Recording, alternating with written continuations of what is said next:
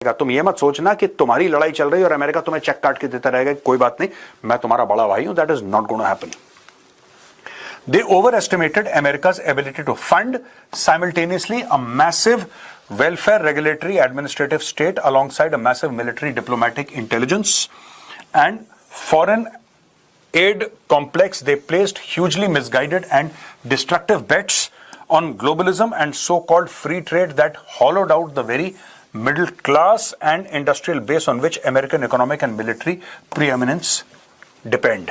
तो ठीक है, जो अमेरिका के एलाइज थे उन्होंने इतने एक्सपेक्टेशन अमेरिका के ऊपर डाल दिए और ऐसा कर दिया कि regulatory administrative state alongside a massive military diplomatic intelligence and foreign add complex. आपने हमारे ऊपर इतना बर्डन डाल दिया, वेलफेयर का बर्डन डाल दिया, आपने मिलिट्री का बर्डन डाल दिया, आपने इंटेलिजेंस का बर्डन डाल दिया, आपने बोला कि और लोगों को सपोर्ट करना उसका बर्डन डाल दिया. This hollowed out our middle class. No more America आपका बिल पे नहीं करेगा. ये ट्रंप दूसरों को कह रहा है.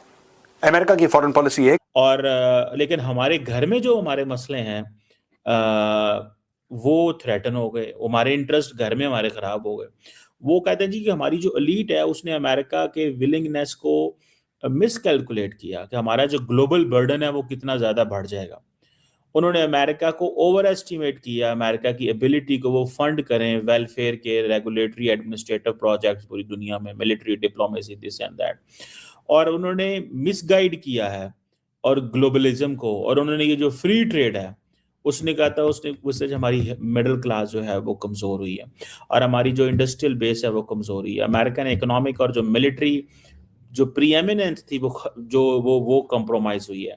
ये वही अमेरिकन प्रेसिडेंट ट्रम्प की जो डोमेस्टिक उनका जो पॉलिसी है, जो उनका एजेंडा है, जिसे कहते हैं ना. जय हिंद दोस्तों, आप सभी का वीडियो में फिर से स्वागत है. जैसा कि आप देख रहे हैं कि वीडियो में माइकल के अनुसार अमेरिका को भारत को उपदेश नहीं देना चाहिए. भारतीयों ने देश के हितों का प्रतिनिधित्व करने के लिए प्रधानमंत्री नरेंद्र मोदी को चुना है.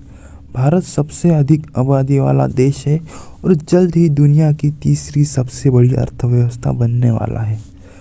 ट्रंप के द्वारा भारत पर लगाए गए टैरिफ की आलोचना करते हुए माइकल ने कहा है, अगर हम नहीं चाहते कि भारत रूस से तेल खरीदे तो हम भारत को सस्ते दाम पर तेल मुहैया करवाने के लिए क्या करेंगे.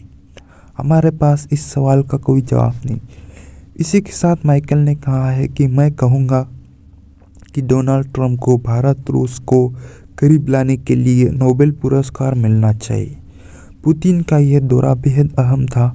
इस दौरान दोनों देशों के बीच कई समझौते हुए. इस पर पाकिस्तानियों की और पाकिस्तानी मीडिया की क्या रिएक्शन है, वीडियो में देखिए. धन्यवाद दोस्तों. इलेक्शन मैनिफेस्टो जो था वो ये अमेरिकन सिक्योरिटी स्ट्रेटजी है. तो वो ये कह रहे हैं ट्रम्प साहब कि ये what kind of leaders we got और what kind of people we got. और वो अपनी बेसिकली, मैं अगर सच्ची बात बताऊं तो वो अपनी एलीट को बहुत ज़्यादा टारगेट करते हैं. अमेरिकन जो लीडरशिप है वो अपनी एलीट को बहुत ज़्यादा टारगेट कर रही है कि इन्होंने किया क्या है हमारे साथ और इनकी स्ट्रैटेजी थी क्या और इनकी मतलब इन विच वेज दे टुक अस, हमें कौन सी डायरेक्शन में ये लेके चले गए सारे के सारे लोग जो हैं. तो वो उनको वो जिसे कहते हैं ना, इस चीज़ को वो दे डू अंडरस्टैंड कि ये सब कुछ शायद नहीं होना चाहिए था. हमारे जो इंटरेस्ट हैं वो उनको सही तरह वॉच नहीं किया गया, अमेरिकन इंटरेस्ट को वॉच नहीं किया गया. तो ये एक वो पॉइंट है.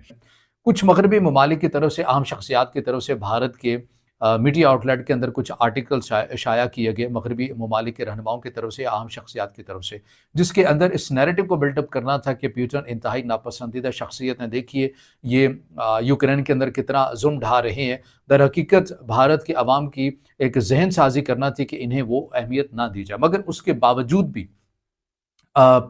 भारत की जो सरकार है उनकी तरफ से व्लादिमीर पुतिन का बड़ा जोश के साथ और बड़ा पुरतपाक इस्तकबाल भी उनका किया गया.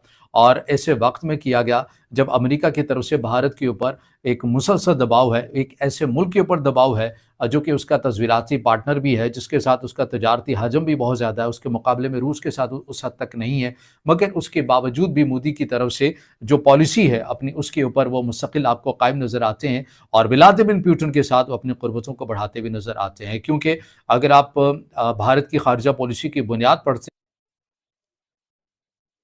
So, the two Toyota leaders sitting in the car was probably a signal to Japan that you should not go too far towards the West.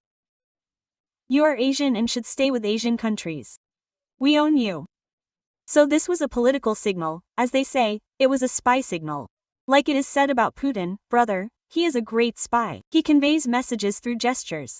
So, sitting in the Toyota car was basically a message to Japan.